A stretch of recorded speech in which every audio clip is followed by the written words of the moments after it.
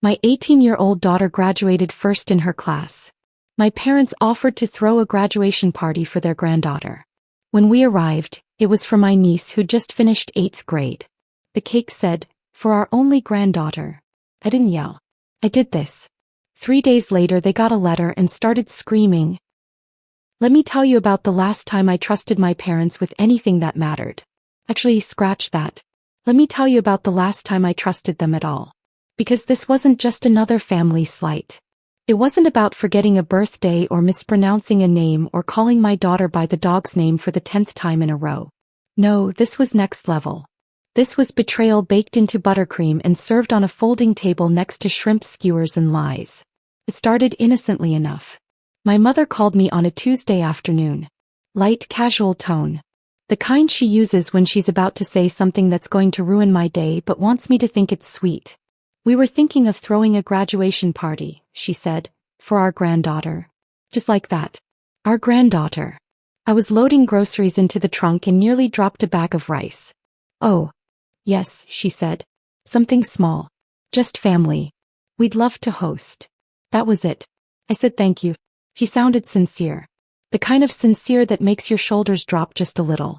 The kind that makes you believe, against all better judgment, that maybe this time will be different. I didn't even think twice about who she meant. My daughter Mia had just graduated high school, valedictorian, thank you very much. After 4 years of sleepless nights, group projects with kids who didn't do anything, and pushing through things no kid should ever have to deal with, she made it. And now, finally, maybe my parents saw her the way I did. I told Mia about it that night. Her eyes lit up. "Grandma and Grandpa?" "Yup." She blinked. "Really?" I nodded. She didn't say anything else, but I could tell. That little spark of finally. Like after years of showing up, being helpful, being good, someone had noticed. If I could go back in time, I'd tell both of us not to get our hopes up. The day of the party was hot. Not summer hot. Sticky back of the knees hot. My husband Marcus couldn't find the good shoes. Mia kept changing her earrings. I was sweating before we even got in the car. The closer we got to my parents' neighborhood, the quieter we all got. "Remember," I told them, "this is a nice thing. Let's just smile and say thank you." I said that. Like a fool. We turned the corner onto their street and I nearly drove past the house. At first glance, it didn't look like a party. It looked like a small wedding. White canopy tent in the yard. Dozens of folding chairs. Streamers. Gold tablecloths. Even those little personalized signs stuck into the grass. I felt my throat tighten. "They really went all out," Marcus said low. Mia leaned forward. "Wow." We parked and got out. The second we stepped onto the lawn, we were in the middle of a crowd. Hugs, air kisses, plastic cups of lemonade shoved into our hands. People I hadn't seen since childhood. Family friends. Cousins. My uncle's ex-wife? How did she get invited? Then I saw the girl. Front and center. Curls done, sash across her chest, glittery dress. Practically glowing. And I swear I still didn't see it. I just thought she was excited for Mia. I smiled at her. Then I saw the cake. 3 tiers. Pastel pink frosting. Gold piping. A little edible graduation cap on top. And written across the front in careful cursive. "Congratulations to our only granddaughter, class of 2025. I froze. I blinked, rereading it. That couldn't be right. There are 2 granddaughters. Mia and Qley. Then I saw the banner. The colors. The logo from the middle school. And the framed photo next to the cake. Qley holding a rolled-up certificate, wearing a sparkly white dress and a tiara like she just won a pageant. It hit me all at once. This wasn't a party for Mia. It never was. Behind me, Mia was silent. Not frozen. Not panicking. Just still. I looked at Marcus. He looked back at me. No one spoke. We stepped into the party like ghosts. No one noticed anything. Not yet. People smiled, said things like, "You must be so proud," and "What a beautiful day." A few guests gave Mia confused looks when they realized she wasn't wearing the sash. A few gave me those quiet, polite smiles people use when they're not sure if they've made a mistake or you have. And then the gift table. One by one, guests handed over wrapped boxes and cards. There were bows. Envelopes. Handmade signs. A personalized tumbler. We brought nothing. Why would we? We thought this was for Mia. A woman I barely knew gave me a strange look. Another whispered something and glanced at Mia. One cousin actually tilted her head and mouthed, "Where's the gift?" I wanted to sink into the lawn. Then Heather stood up. Glass of champagne in hand. "Let's all take a moment to celebrate our girl. He's worked so hard. We couldn't be more proud. Middle school is a huge milestone, and she's handled it with grace, beauty, and intelligence." Cheers. Laughter. Applause. Mia just stood there. Not crying. Not moving. Just watching. I waited until the toast ended. Until people sat down. Until the crowd thinned around the cake table. Then I found my mother near the cooler, scooping ice. "The cake says only granddaughter," I said. She smiled, distracted. "Oh, probably a mistake at the bakery." I didn't move. He shrugged. "Besides, Mia's older. She's not a child anymore. This was more of a milestone." I stared at her. He went back to the cups. Then my dad walked up holding a paper plate. "Wait, did Mia graduate too?" I said nothing. He blinked. "From what?" I blinked back. "High school." He laughed. "Oh, right. That's right." I looked at my mother. She didn't say anything. She just smiled and turned back toward the buffet table. We left.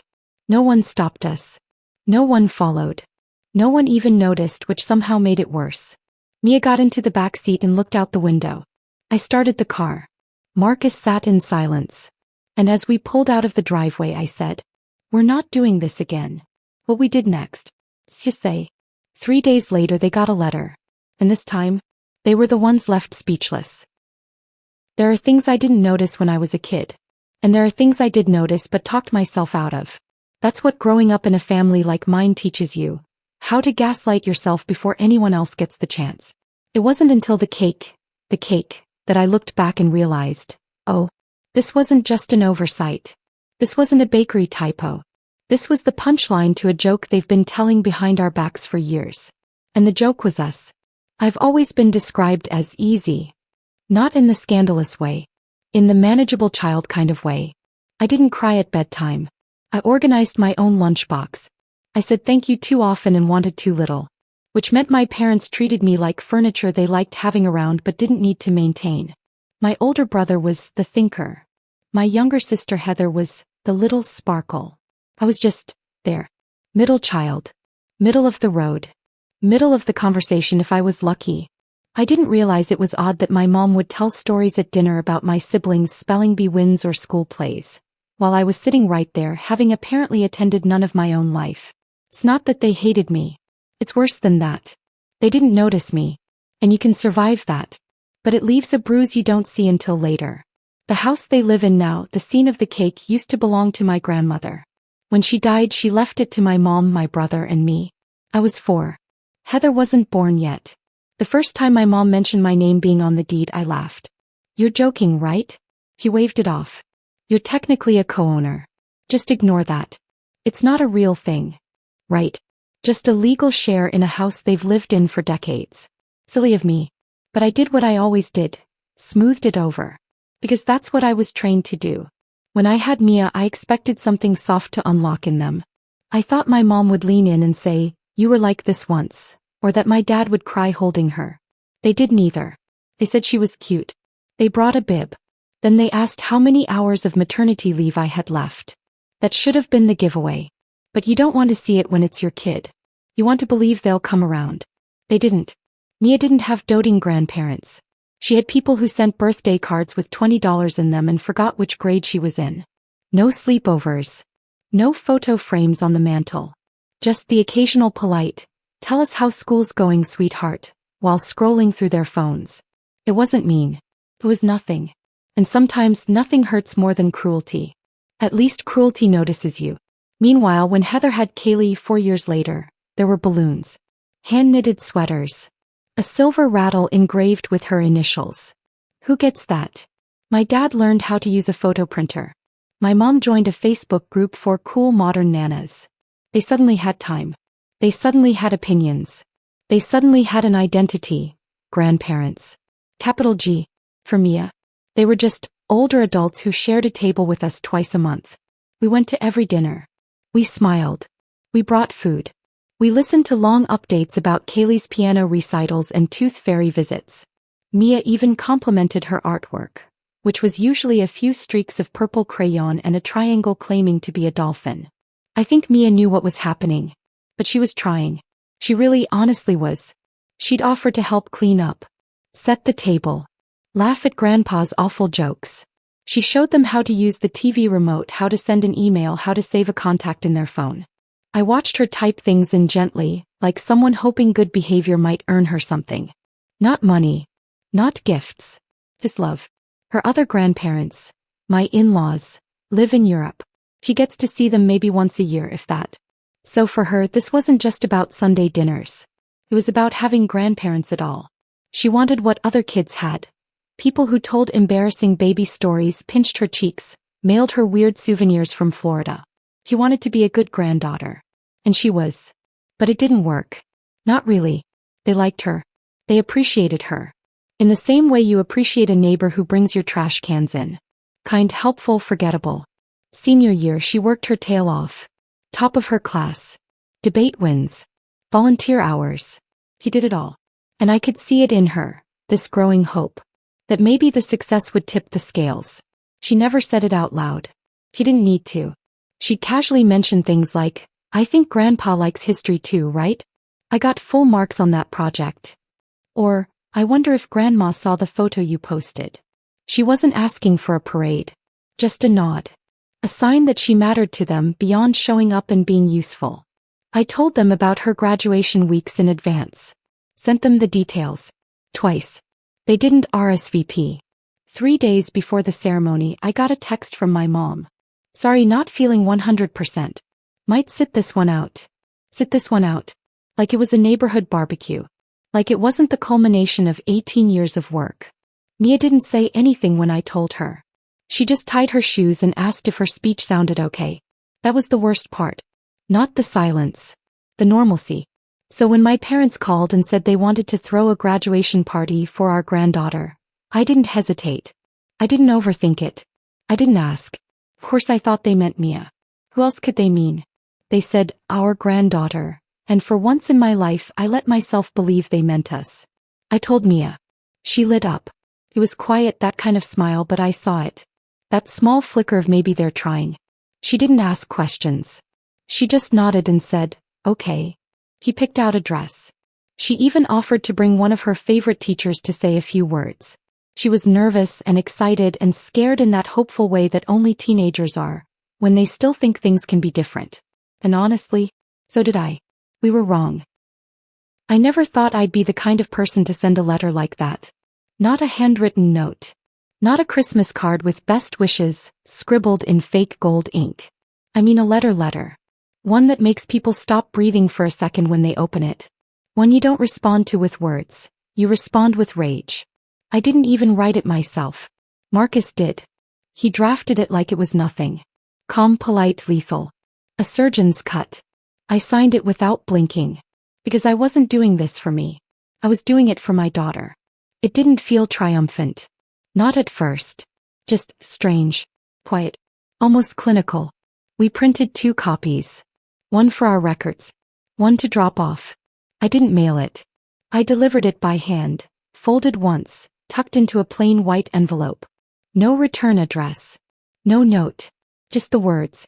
I intend to sell my 1/3 share of the property located at Qley. Non-negotiable. They could theoretically buy me out. Get a loan. Scrape together their pension checks and do whatever it is people do when they're faced with the consequences of a decades-long power imbalance.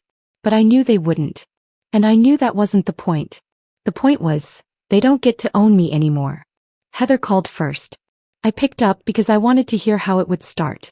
She opened it in front of Qley. She said like that was the greatest crime committed all year. I didn't answer. Mom screamed Laura. Like full volume. She nearly dropped her tea. Should I apologize to the tea? Heather didn't laugh. She was sobbing. I thought someone died at first. Did she read it out loud? I asked. Yes. She said you're trying to sell the house, our house. Correction, I said. 1/3 of the house. She was shaking. She should hydrate. Heather made a strangled noise like she was deciding whether to hang up or scream. "You're destroying her," she said finally. "No," I replied. "She did that to herself. I'm just making it official." 3 hours later my mom called. Caller ID. No message. Just persistence. I picked up on the third ring. "I'm going to pretend I misread that letter," she said calmly. "And you're going to tell me it was a mistake." I let the silence stretch. Then I said, "It wasn't." He sucked in a breath. Like the letter was one thing, but this confirmation was somehow worse. "You're really going to sell your share of the house?" "Yes." "Our home?" "No," I said. "My share of Grandma's home. You don't even live there. You don't pay the taxes on it alone either." My mom was quiet for a moment. Then, "This is vindictive." "No," I said. "This is overdue. You're doing this because of that stupid party." "I'm doing this because my daughter's future shouldn't be tied to a house full of framed photos of someone else's kid." She laughed, sharp and bitter. "Oh, so it's about Mia now. Everything I do is about Mia. You're going to make us homeless." "No. You can buy me out. You can take a mortgage. Sell your car. Call Heather. You've got options." She didn't respond to that. She just said, "You want to be careful. You don't want to burn every bridge." I smiled. "Pretty sure you took care of that with a cake and a banner." And then I hung up. That evening, Marcus found me sitting at the kitchen table, staring at a scratch in the wood I'd never noticed before. He didn't ask questions. Just handed me tea. "Do you feel guilty?" he asked finally. "No," I said. "I feel like I should. But I don't." He nodded. We sat like that for a while. Then I said, "I've always made excuses for them." "I know. Even after the party." "I know. I think I thought they'd come around eventually." He looked at me over the rim of his mug.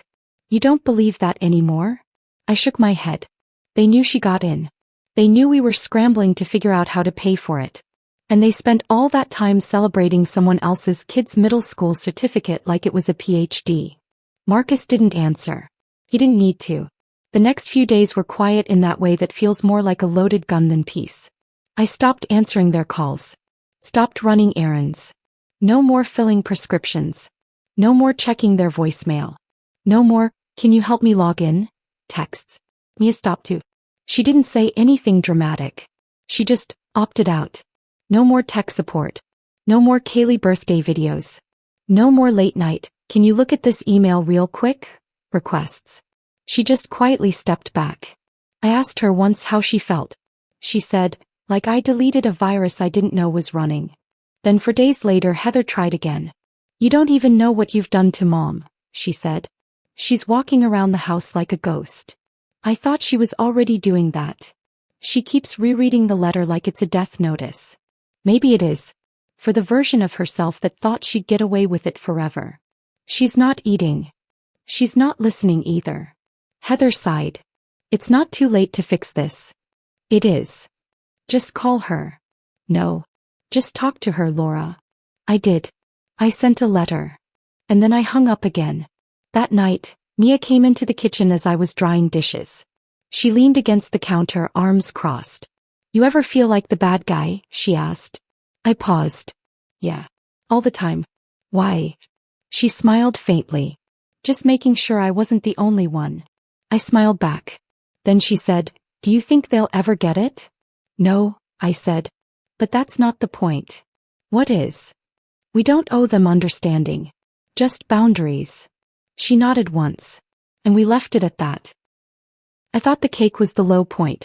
You know the one, "Congratulations to our only granddaughter," in swirly pink frosting, piped with such deliberate cruelty I'm surprised the bakery didn't file a warning report. But apparently I was wrong. Apparently, there are worse things than being erased from your own daughter's graduation party. Like finding out the same people who raised you tried to take away her entire future. It started 2 weeks after the letter. The letter Marcus helped me write. The one that said in lawyer-perfect language, "I'm selling my share of the house." No threats. No yelling. Just facts. 2 weeks later Mia walked in from dance class with that face. The one that looks normal if you don't know her. Shoulders straight, voice calm. "But I know better." He told me what happened. "They were waiting for me," she said. On the sidewalk. I blinked. Your grandparents? She nodded. Apparently they showed up outside her dance studio like two friendly ghosts. Waved her over. Acted like they just happened to be out on a walk. They hadn't shown that much interest in her hobbies in 18 years, but sure. Now they're coordinating with her class schedule? He said they were nice. At first. Too nice. Like stage actors doing dinner theater. Then came the script. You're really going to let your mom do this to us? She's making us homeless, sweetie. Talk to her. You're the only one she listens to. I asked how she responded. Mia shrugged. I told them no. No drama. No screaming. Just no. That's when my mother looked her dead in the eye and said, fine. But choices have consequences. Mia turned and walked away. I didn't. I stood in the kitchen for a while after she left, staring out the window like maybe the trees could tell me how not to scream into the wind. Because here's the thing. I expected guilt trips. I expected manipulation. But dragging Mia into it, ambushing her near a dance class, making her the one who has to tell me to back off? That was new. That was deliberate. And I hadn't even seen the worst of it yet. Another 2 weeks passed. We were finally breathing again. Talking about dorm furniture. Meal plans. The good kind of stress. And then the letter arrived. Big envelope. University logo. Mia thought it was her housing packet. She opened it at the kitchen counter while I was rinsing a bowl. I heard her breath catch. Then she handed it to me. It wasn't housing. It was a notice from the admissions office. Her enrollment was under review. An anonymous report had been submitted. Alleging omissions. Inconsistencies. Undisclosed legal entanglements. The phrasing was so sterile it made me cold. Like reading the autopsy of something that hadn't died yet. Mia didn't speak. Marcus took the letter. Read it once. Twice. And then looked at me like someone had just kicked the front door open and lit a match. I sat down hard. It took me a full minute to process what I was seeing. Not because I didn't understand it. Because I did. This wasn't petty. This wasn't family politics. This was an attack. And not on me, on her. I got in the car. Didn't even tell Marcus. Just grabbed my coat and keys and drove straight across town. I wasn't afraid of what I'd say. I was afraid of what I wouldn't. My father opened the door like he'd been watching through the blinds. My mother appeared behind him. Not surprised. Just smug. I didn't say hello. Did you report Mia to the university? No blinking. No confusion. No, what are you talking about? Just stillness. And then my mother said, you think you can do what you did and not face consequences? I stepped inside. You tried to destroy her life. She shouldn't be there, my mother said. That school wasn't meant for her. She got in on her own. You dragged your drama into it. What did you expect? I expected you to be angry. I did not expect you to sabotage a child's future just to get even. She's not a child. She's part of this. I stared at her. And something inside me snapped. Not in rage, not in tears. Just a clean break like bone pulled from bone. You're not just bad grandparents, I said quietly. You're dangerous people. And then I turned around and walked out. They didn't see me hit record before I rang the doorbell. That night I posted 3 things to the family group chat. No intro. No preamble. Just a photo of the cake. A screenshot of the university letter. And an audio clip of my mother saying, that school wasn't meant for her. Then I turned off my phone and made dinner. The fallout was immediate. Within an hour the chat lit up like a Christmas tree on fire. Cousins I hadn't heard from in years chimed in with, wait, what? And is this real? One aunt texted me privately, I had no idea. I'm so sorry. 3 people left the group silently. Heather eventually jumped in with, this is being blown out of proportion. No one answered her. Not even Qley. Mia read it all. Calm. Methodical. Like she was collecting evidence for something bigger than revenge. When she reached the end she looked at me and said, I don't think I ever want to see them again. I nodded. She went back to her room like she'd just finished cleaning up someone else's mess. And in a way she had. A few days later my phone rang. It was my brother. We hadn't spoken since the party. They called me, he said. I didn't respond. They want help buying you out. Said they're desperate. So I stayed quiet. Then he added, I told them no. In fact, I want to sell my third too. I felt something in my chest unclench. For Mia, he said simply. This crossed a line. That evening Mia and I sat on the back porch. The sun was just low enough to feel forgiving. She stirred her tea with a spoon she'd bent accidentally months ago and never replaced. Then she asked, if they apologized, would you forgive them? I thought about it. Really thought about it. No, I said. Not for this. She nodded. Good. Fast forward 1 year. The house sold. Not quickly, but clean. Solid price. My third covered everything Mia needed. Tuition, housing, the bills no one sees coming. And there was money left after that. More than I expected. We haven't spoken to my parents since. No calls. No apologies. No weird letters slipped into the mailbox. Nothing. Far as I know, my brother hasn't either. He signed the paperwork, took his third and ghosted. Quietest exit I've ever seen him make. Heather, still orbiting. But the glow's gone. I heard they had it out a few months back. She finally stopped defending what they tried to do to Mia. Said she needed space. He got it. My parents used their cut to buy a house. If you can call it that. Tiny. Run down. Far from town. Bad street. Worse neighbors. No mortgage, they couldn't qualify. So they paid cash and settled for rot, leaks and sirens at 2 a.m. It's theirs now. Every cracked tile of it. Mia. She's steady. Focused. Sharp in all the right ways. And they'll never get to take credit for a second of it. But you tell me, did I go too far? Or not far enough? Drop a comment. And hit subscribe.